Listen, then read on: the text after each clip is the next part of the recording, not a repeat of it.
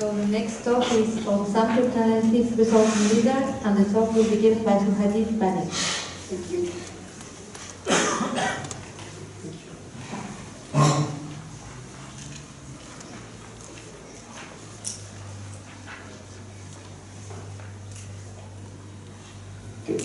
Good morning. I'll be talking about some results on the stream cipher Lizard.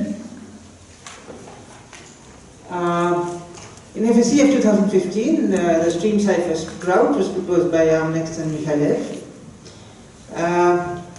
The design strategy of Sprout seemed to contradict the very well-known rule of thumb that the internal state of a stream cipher needs to be at least twice the size of the secret key in order to prevent generic TMD trade-off attacks. In spite of that, Sprout seemed to resist any generic time memory data attacks. But of course, Sprout had other weaknesses due to which it was broken in ways more than one. In response, in FSE last year, two stream ciphers were proposed. The first was Plantlet, and then the stream cipher Lizard. Plantlet was essentially a redesign of Sprout after taking care of its weaknesses. Lizard, on the other hand, had entirely different design strategies. So the cipher has 121-bit internal state and supports 120-bit secret key and 64-bit IV. And the designers recommend that only 2 to the power 18 keystream bits be generated out of any key and IV pair. The key IV mixing algorithm of this cipher was certainly interesting, and so let's look at it. So the key IV mixing algorithm is divided into 4 parts, or 4 phases. In the first phase, what they do is they take the first 64 MSBs of the key and XOR them with the 64-bit IV, and they initialize the first 64 bits of the state with this sum. And the remaining 64 bits, the remaining 57 bits of the state are initialized with the remaining bits of the key and a single bit pattern. In phase 2, the setup is run for 128 rounds with the internal update functions. In phase 3, they XOR the internal state with the key again, and what they do is they set the last bit, they set it by force to 1. And this is what makes the key IV initialization algorithm not injective or not one-to-one. And this is a property that we exploit in most of our results.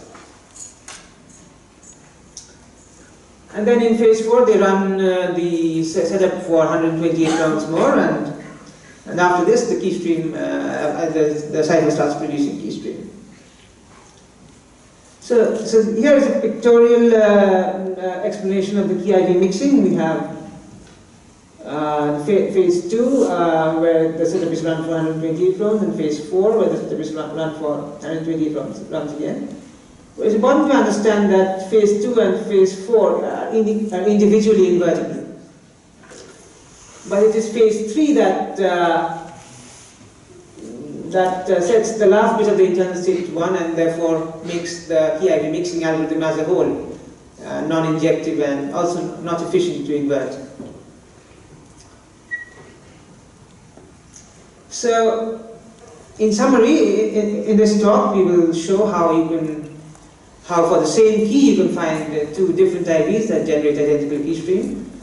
We will show how we can generate the different key IV pairs that generate the same key stream. And we will end with the distinguishing attack and the key recovery attack on reduced round installation version of Lizard. So, because Lizard has a brain-like update function where the first bit of the register only adds linearly to the update function, we can actually invert phase 2, and similarly we can show a phase 4 inverse algorithm where, given the output of the phases, we can find the inputs. So if you run this algorithm on, and the P2 inverse algorithm on the output of P2, you can efficiently recover the input.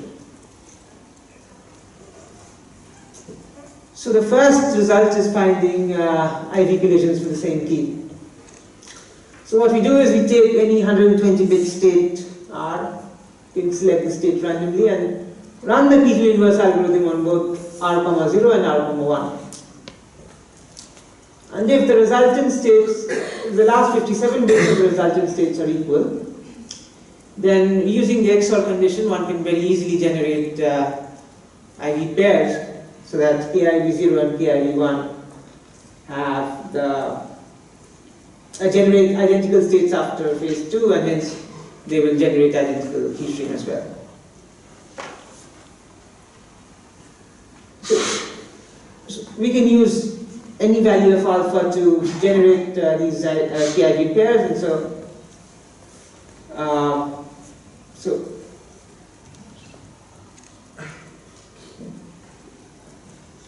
and therefore we can actually generate 2 to the power 64 collisions using one run of this experiment. And since a total of 58 bit conditions need to be satisfied, so we can expect that this algorithm will succeed, will be expected to succeed once in every 2 to the power 58 random trials with random values of R. Next we show how to generate different KIV pairs that generate identical key stream. So this time we will run the phase 2 algorithm in the forward direction. So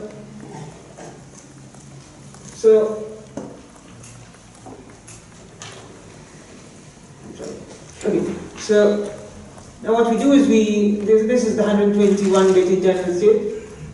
The green part, which corresponds to the key, to the least significant bits of the key and the single bit pack, we set to some constant, and we vary this purple part, call this vector m, and we run this P2 algorithm in the forward direction. And what we do is we take the last 56 bits of the resultant state and we store it in a table. And we kind of wait for a collision in this particular table. Now suppose M0 and M1 are two values of M for which we find a collision, then we can easily construct, we've shown in the paper that we can easily construct KIV pairs using the values of M0 and M1, so that easily construct KIV pairs K0 IV0 and K1 IV1, so that these two KIV pairs would generate identical states after phase 2 and hence identical key stream. And since this exercise is essentially finding a collision over 56 bits, it has a complexity of the square root of 2 to the power 56, so it's around 2 to the power 28. Now 2 to the power 28 is quite practical, and on a desktop PC we were able to find we were actually able to find KIV pairs that generated identical key stream.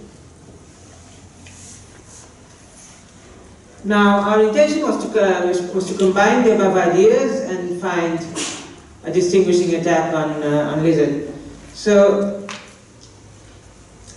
in order to construct a distinguishing attack, we asked ourselves a few questions. The first was that given an unknown key, how many pairs of IVs are there that generate identical key stream?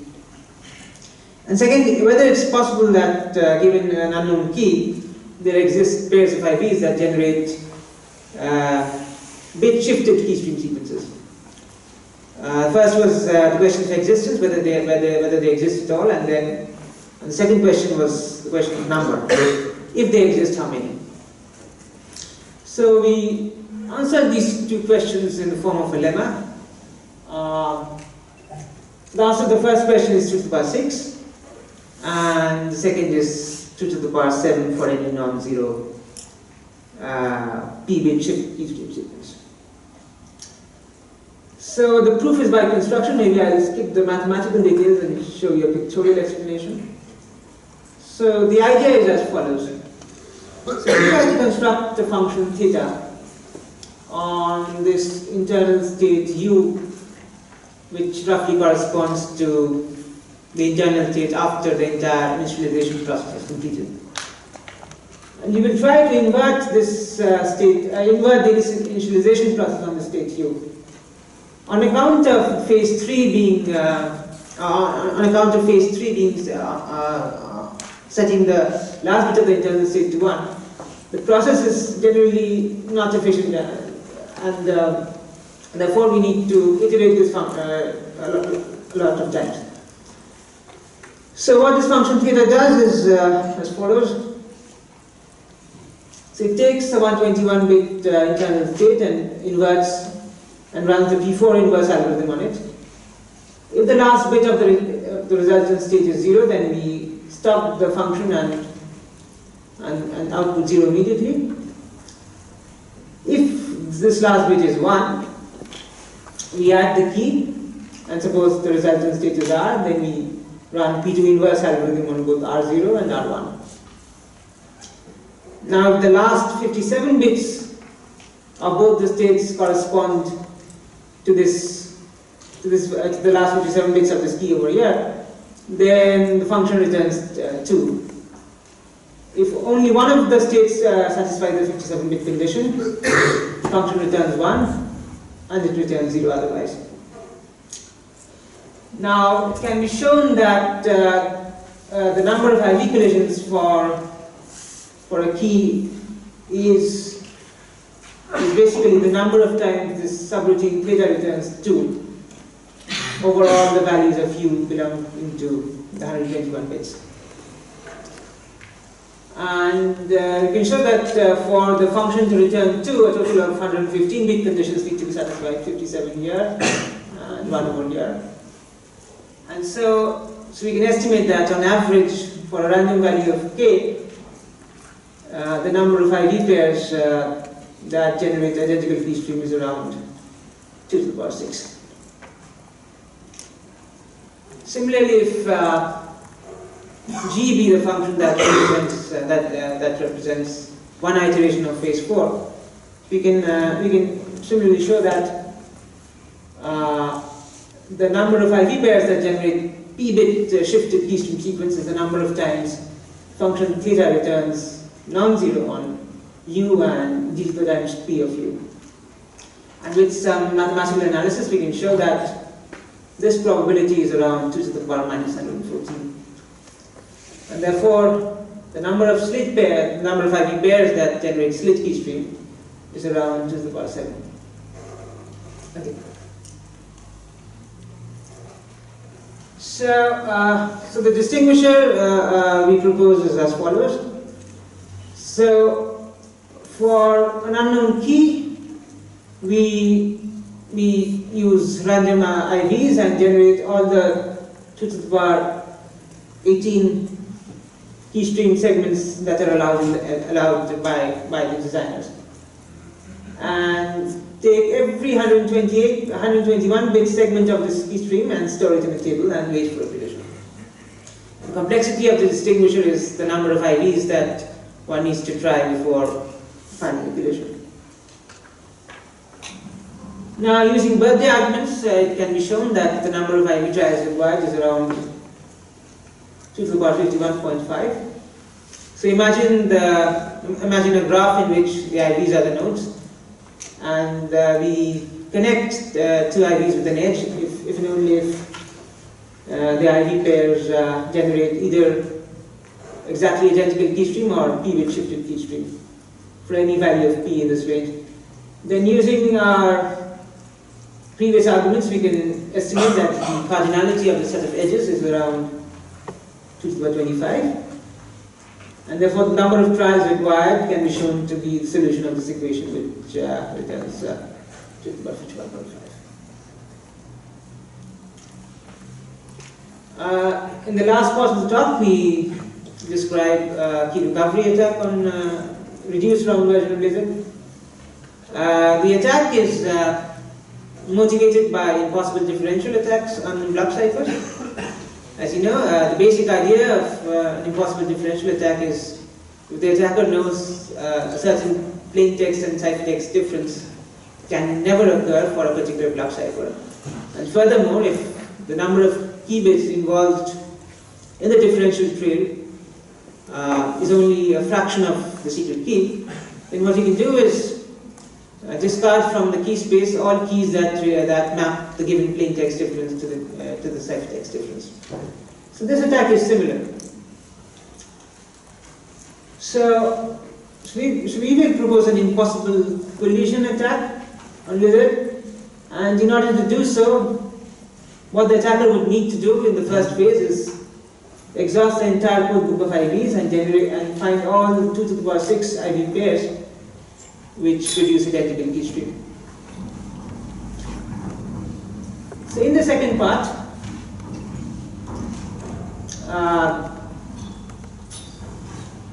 so we know that there are 2 to the power 6 ID pairs that generate identical key stream, and when an ID pair generates identical key stream, the state after running the phase 2 algorithm is identical except for the last bit. So in particular, we will concentrate on the leftmost bits of the state, because the algebraic structure of the leftmost bits are simpler and easier to analyze. So it can be shown that if the number of rounds in phase 2 is reduced to 95, then the sum of the algebraic forms of this red bit and this blue bit is a function of only 51 key bits.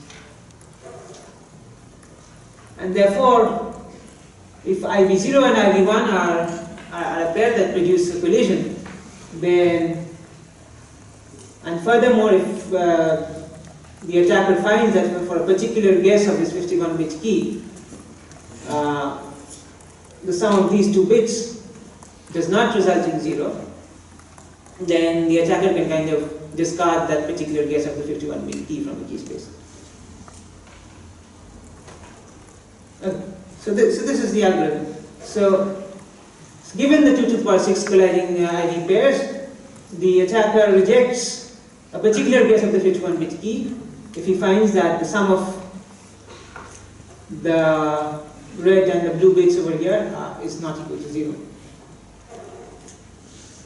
So we claim that we have enough number of colliding IV pairs to reduce this 51-bit key space to a single key.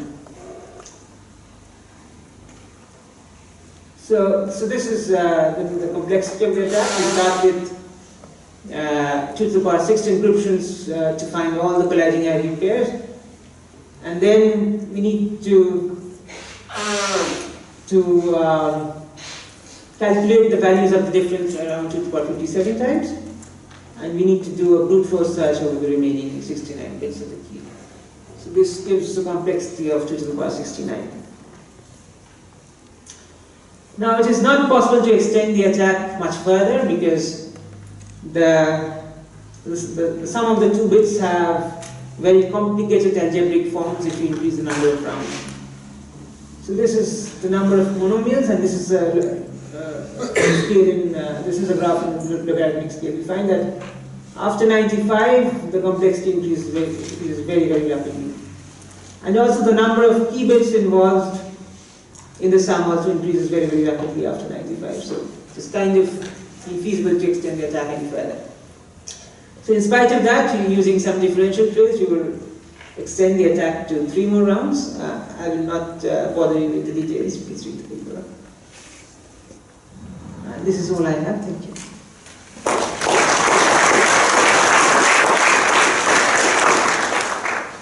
Thank you. Are there any questions? Yes, please. I have a question. Yes. So this is very nice work, but does do your attacks contradict somehow the claims, the security claims we made? No, it doesn't. Okay, John? Here.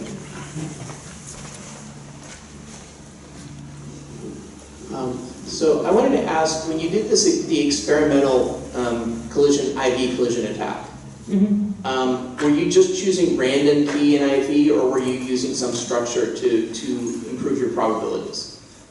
No, I mean, which attack are you referring to?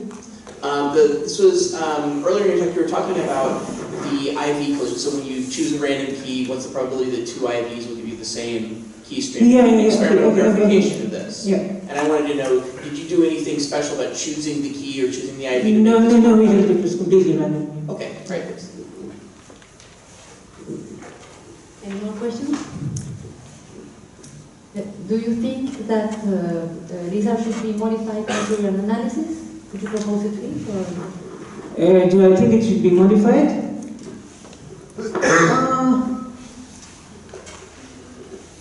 I do not think there is any reason to modify because I think the security margins are large enough to prevent any attack. Okay, thank you. Okay. No more questions? Okay, so let's thank you very much.